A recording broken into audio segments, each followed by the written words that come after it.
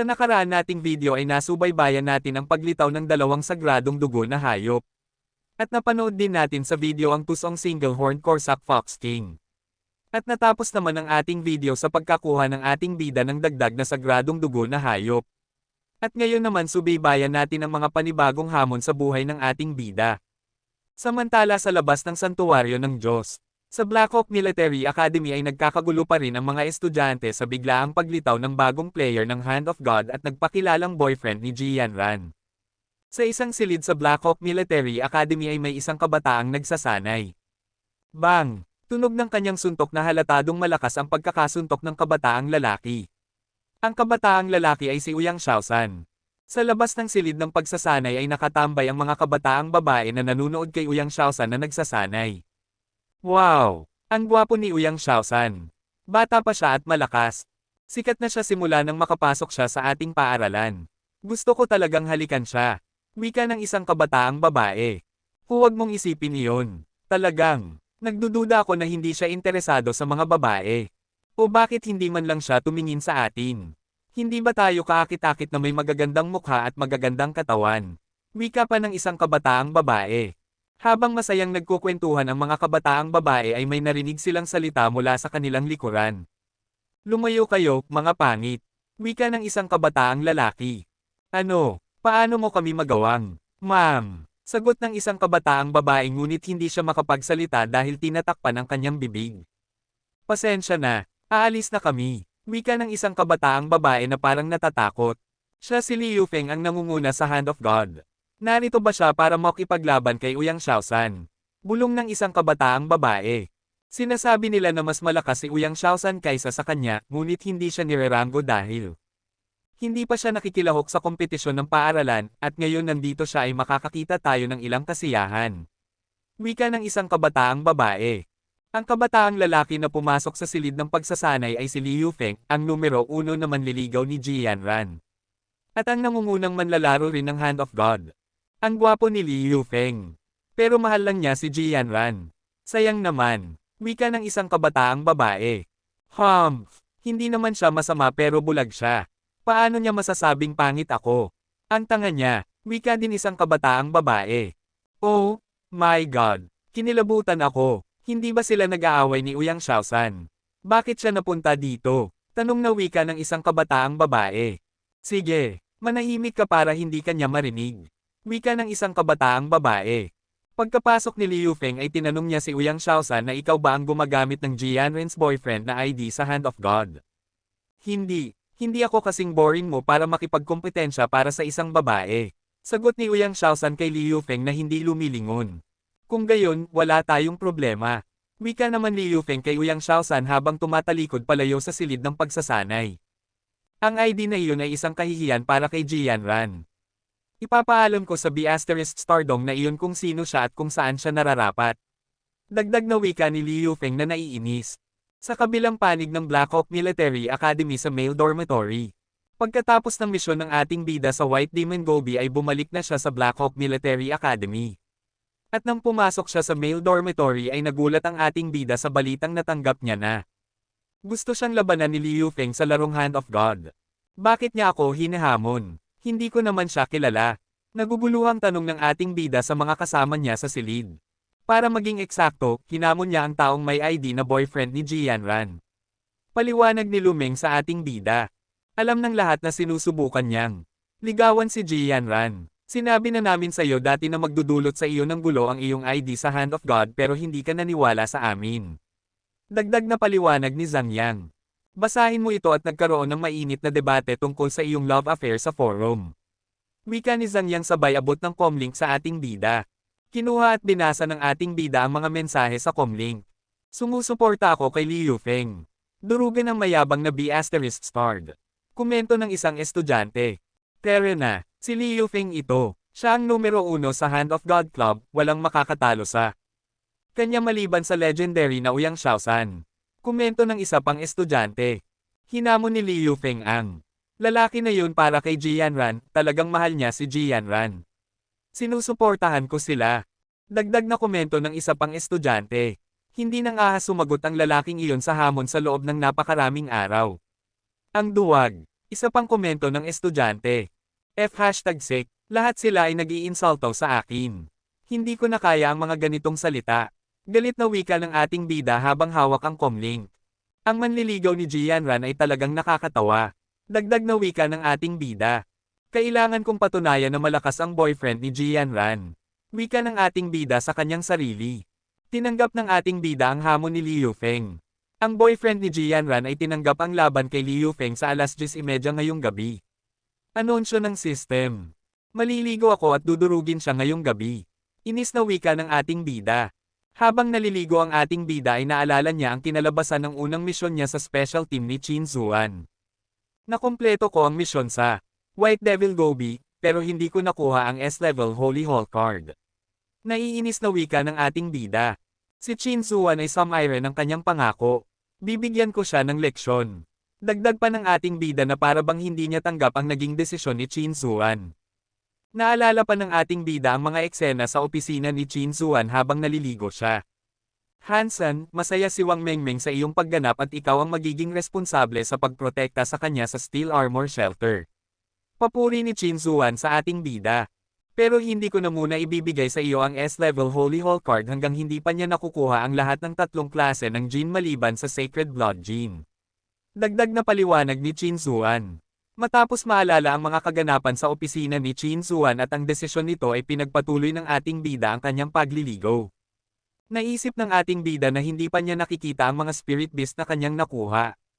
Dahil naging abala siya nitong mga nakaraang araw ay wala siyang oras para makita kung anong klaseng beast spirits ang mga iyon. Ito ang tamang panahon na pag-aralan ko sila. Wika ng ating bida. Sa kabutihang palad, nakakuha ako ng 2 beast spirits nang hindi sinasadya. Kung hindi, ginamit lang ako ni Wang Mengmeng bilang libreng manggagawa. Wika ng ating bida sa kanyang sarili. Mensahe ng boses mula sa sistema. Ang beast spirit ng mutated. Single-horn Corsac Fox Mounting Beast Spirit. Hindi masama ang Mounting Beast Spirit. Mayroon akong mutated 3-eyed mount na bigay ni Feast Guy kaya ibebenta ko na lang ito. Wika ng ating bida sa kanyang sarili. Pero mas mahalaga ang Sacred Blood Beast Spirit. Ano kaya ito? Excited na wika ng ating bida sa kanyang sarili. Mensahe ng boses mula sa sistema. Golden Sandworm King Beast Spirit. Sacred Blood Level Pet Beast Spirit. Nang marinig ng ating bida ang mensahe ng system ay napamura siya. F#sick, what the hell? Sigaw ng ating bida na naiinis. Bakit pa isang pet beast spirit ang nakuha ko? Baka kasing walang kwenta ito ni Mr. Meow. F#sick, dagdag na wika ng ating bida. Nakaligtas ako sa pamamagitan ng balat ng aking ngipin ngunit ito lang ang nakuha ko. Hindi ito karapat-dapat. Naiinis na wika ng ating bida. Ang sama ng araw ko. Dagdag na wika ng ating bida. Naiinis ako at dapat kong ilabas ito kay Liu Feng para swertehin ako sa mga susunod na araw. Bulalas ng ating bida. Sa Black Hawk Military Academy ay nagkakagulo ang mga estudyante sa magaganap na labanan ni Liu Feng at ng ating bida sa Hand of God. Magmadali ka at mag-sign in. 10 minuto na lang ang natitira. Bulalas ng isang kabataang babae. Magsisimula na ang laban ni na Liu Feng at ng boyfriend ni Jianran. Limitado ang bilang ng mga manunood. Pumasok ka na sa silid ngayon din. Wika ng isang kabataang lalaki. F#sick, ang bagal ng internet ko. Hindi ba manunood ang buong paaralan ng laro at bakit ang hina ng internet? Inis na wika ng isang kabataang lalaki. Sa silid naman ni Jianran at Kulili ay nag-uusap sila. 5 minuto na lang ang natitira. Wika ni Kulili. Jianran, sino ang gusto mong manalo? Si Liu Feng o ang iyong boyfriend? Tanong ni Kulili sa kay Jianran na ng asar. Sinabi ko sa iyo na hindi siya ang boyfriend ko. Naiinis na paliwanag ni Jianran. Wala akong pakialam kung sino ang manalo. Gusto ko lang malaman kung sino ang B***star na ito sa lalong madaling panahon. Dagdag na wika ni Jianran. Sa isang silid naman ay nakaupo na si Liu Feng at naghihintay na magsimula ang laban. 1 minuto na lang ang natitira. Hindi ba siya nang ahas na lumaban sa iyo? Wika ng isang alalay ni Liu Feng. Walang dapat sabihin, dapat siyang matakot kay Liu Feng. Dagdag na wika ng alalay ni Liu Feng. Kung susuko siya at humingi ng tawad kay Jianran, hahayaan ko siyang makatakas para mailigtas niya ang kanyang dignidad bilang isang lalaki. Mayabang na wika ni Liu Feng. Nang biglang tumunog ang system.